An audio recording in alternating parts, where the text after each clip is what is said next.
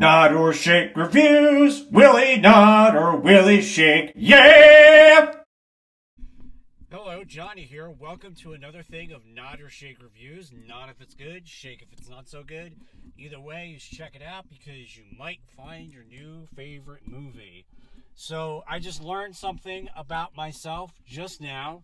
This is not the review, so you can fast forward if you want because I know people hate nonsense talk. Apparently, I go to Bed Bath Body Works a lot. More than I thought. More than to the point where the lady was like, "You need a membership, honey. You're always here."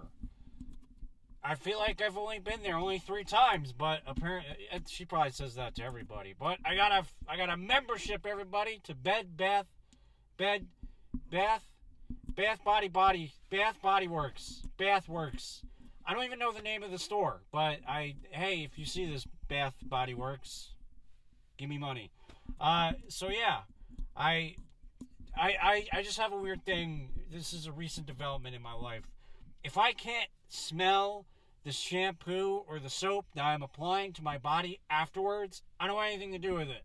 I need to smell the product that I am using because I'm spending money on it. So, alrighty, on to the review. Until Dawn. I'm going to be very generous, and I'm going to give it a nod.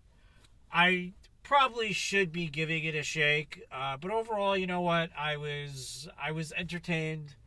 It did what it was intended to do. It didn't scare me, so it didn't do that. It was turn off your brain, turn off your brain's brain, turn off your brain's brain.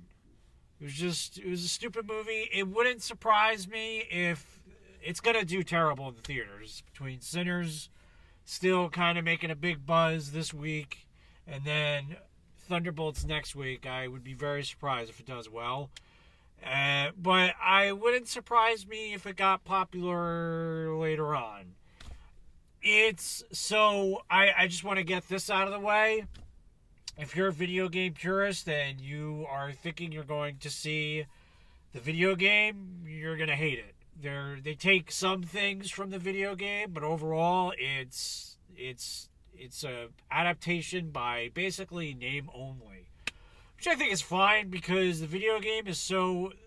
The thing with the video game is your actions make reactions later on in the video game, and you can't start over. So if you make a decision earlier as a character, they can die later, and it saves automatically. You cannot go back.